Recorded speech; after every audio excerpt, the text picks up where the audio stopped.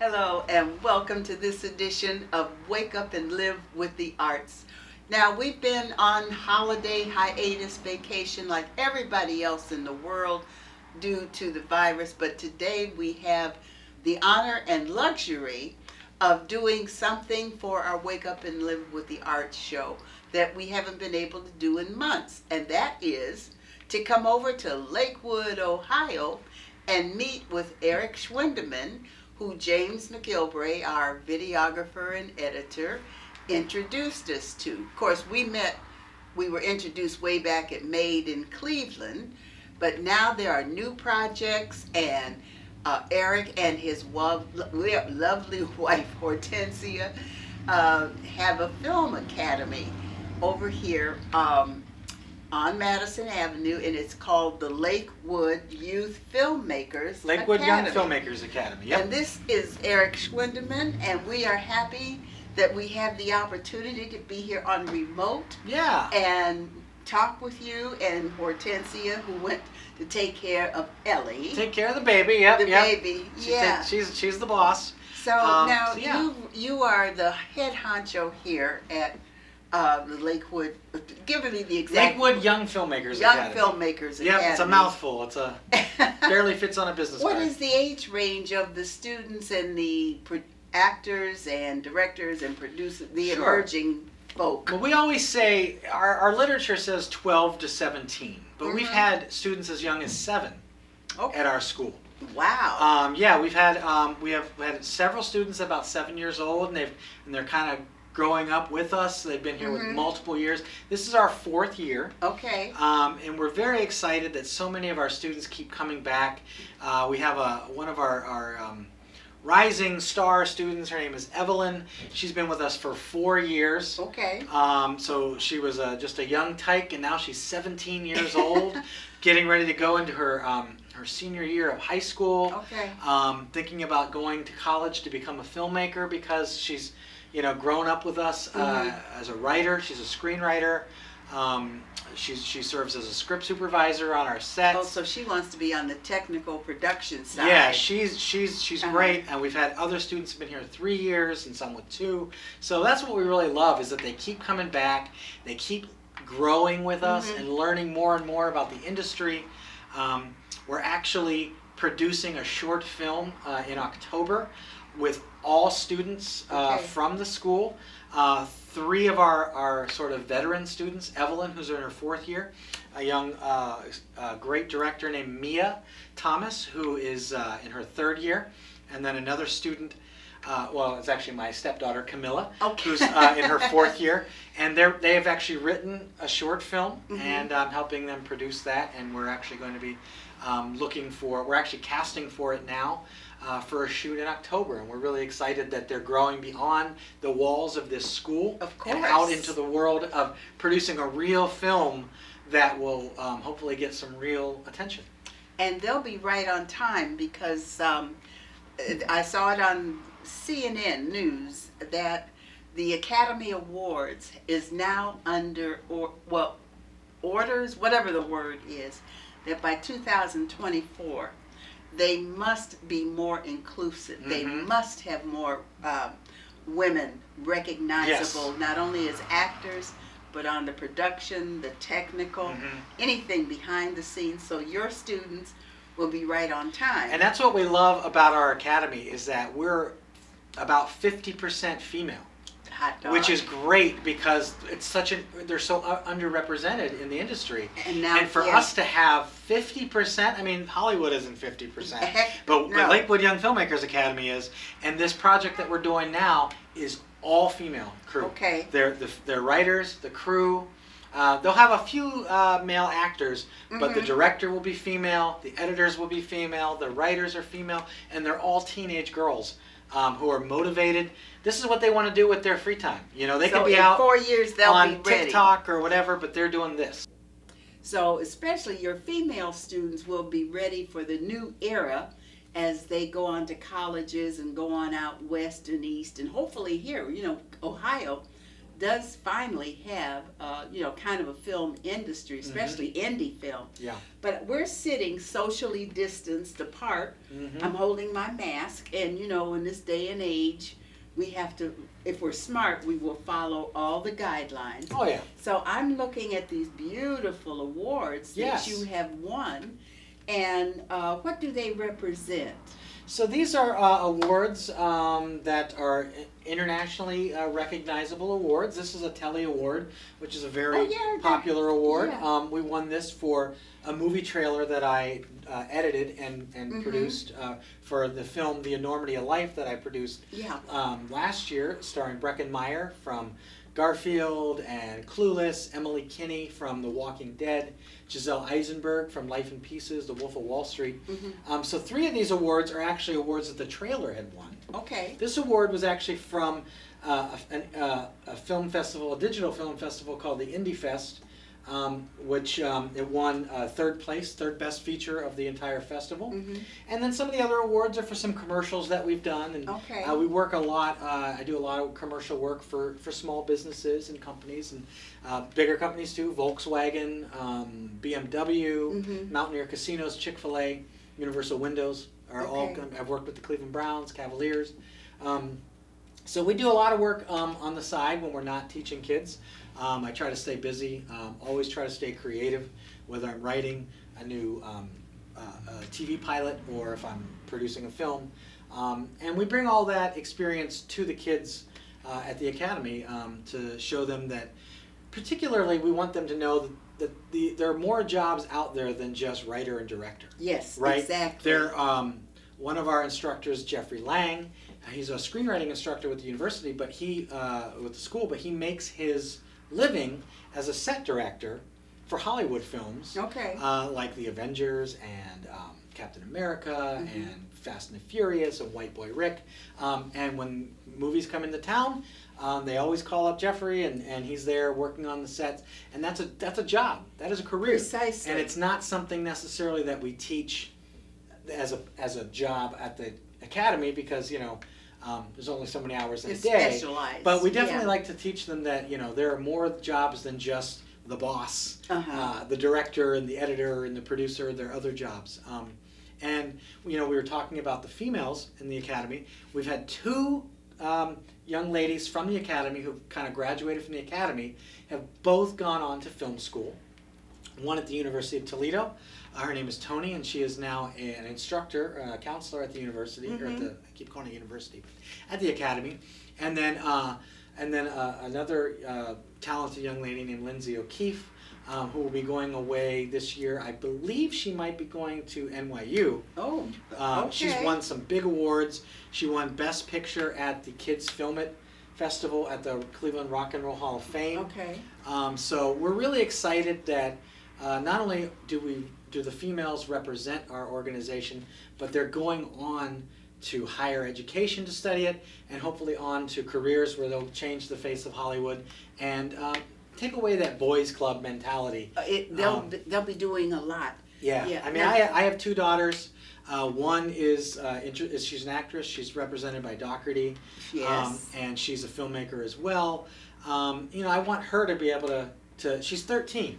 But I want her to, in 5 years from now, when she goes away to school, to know that the playing field is level. And that she has just as much opportunity as I had, just as much opportunity as any man has in the industry. That's fantastic. Now you're holding a DVD of your recent project. Yes. And it's called The Other Side of the Line, and I'm sure females were involved in that project. But tell us a little bit about The Other Side of the Line. What was it? When was it? So The Other Side of the Line is based on a book that I wrote 10 years ago. It was a book that was supposed to be about political division. It was a children's book that I was trying to write that would explain the silliness of red versus blue, black versus white, hate versus whatever, and so it was a way to show that, like, it's silly to hate another person or another culture. Can you hold it up so our camera can catch it? That it was how silly it is to hate another person or another culture or another religion or whatever because you don't understand it or because you don't know it. and the other side of the line is about 2 towns that are separated by a blue line, and they hate each other, and they don't even remember why, because the line's been there so long that the people who painted it aren't even around anymore, and all they know is that they can't cross the line. So as we started the camp this year, everything was on our minds. George Floyd and COVID and all these things that we wanted to be able to talk about. But when you're working with kids 7 to 17, you don't want to get too heavy, right? They're kids still, but we thought it was important to talk about it. And we thought that an allegory would be the best way to talk about racial division in this country. So I had this book that I'd written, and I sent it over to a couple of our veteran students and a couple of our staff members and said, what do you think about adapting this? So everybody really liked the idea, and when we did the writing of the screenplay, we had about 12 writers, about half female, half male, and they took the book and they adapted it into a screenplay, and we shot the movie. Now, is that available for the public now, or is that a souvenir, or it's what does that represent? So right now it's not public because we are entering film festivals, and we don't want to make ourselves ineligible by having So that's why the only screening that we had was technically a private event. Yes. And it was not open to the public like it normally is in years past. And we want to keep our eligibility because we've already been accepted into the San Diego Kids Film Festival in San Diego, California. And we're looking at other film festivals throughout the country that we can get the kids into and really get them excited about what can come of a project like this. I mean, last year our film, The Lunch Bunch, was an anti-bullying movie. That one made it into the Brooklyn Film Festival in Brooklyn, New York, and a couple of our kids got to do the virtual Q&A online, talk about their film, talk about that, and really feel like they really accomplished something. That's really what our organization is about. It's about making movies, but it's also about giving kids a sense of accomplishment, a sense of teamwork and collaboration, and a sense of I might be artistic and I might not be athletic, but I'm normal. Like there are 40 other kids in this camp who like the same thing that I do. And that's really exciting for us when we find out that they've exchanged email addresses and phone numbers and that they're working on projects on their own because they've made new friends that like things that they like. Exactly. And that's really what the whole idea was at the beginning, was give kids a place where they can feel safe. We're very open to, all cultures, all religions, all orientations. Diversity. Absolutely. If you've got a story to tell, we want you to come to Lakewood Young Filmmakers Academy and tell that story. For those who want to tell their story, how will they contact you to find out? Excuse me. I have froggies. For people your viewers who want to find out more information about the Academy, what do they do? Phone number, email, You'll go to our website, Lakewood YFA, as in Lakewood Young Filmmakers Academy, LakewoodYFA.com.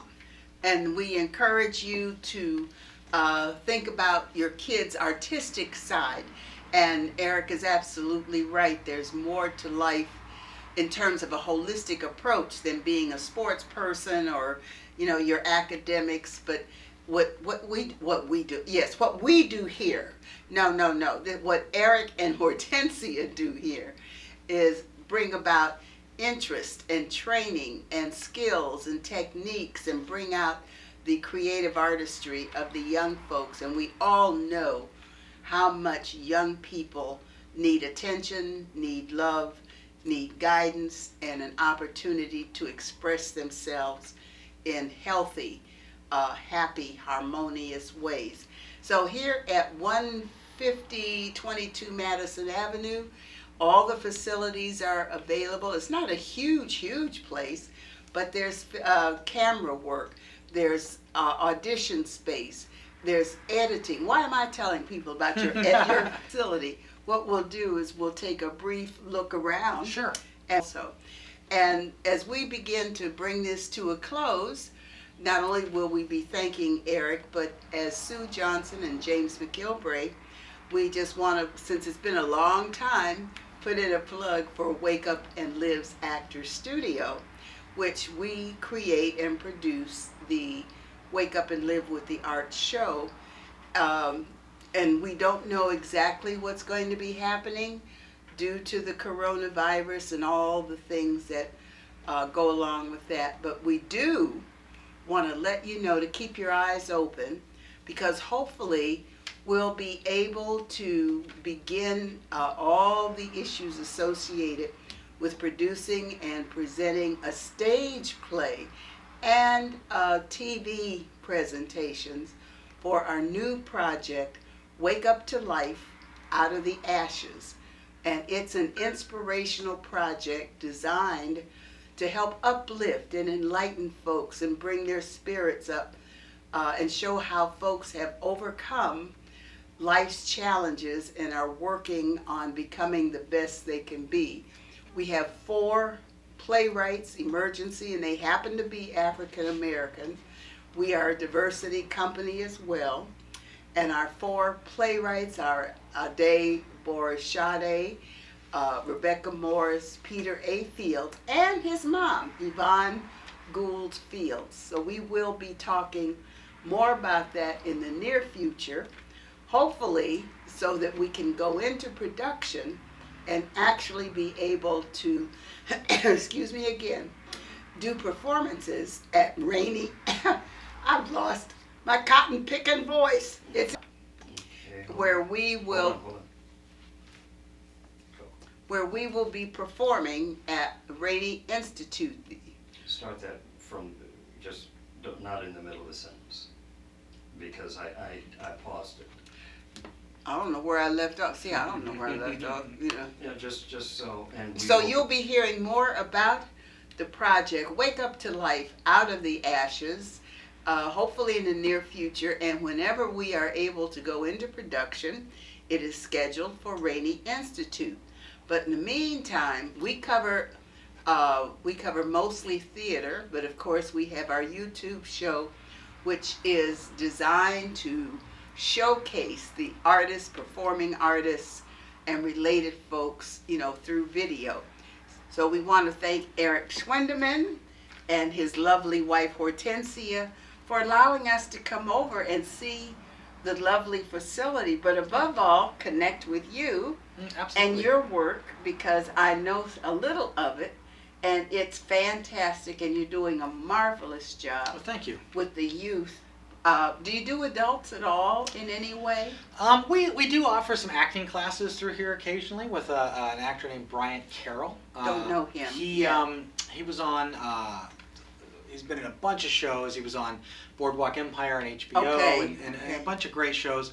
And he's a really gifted actor. I've worked with him on a couple projects.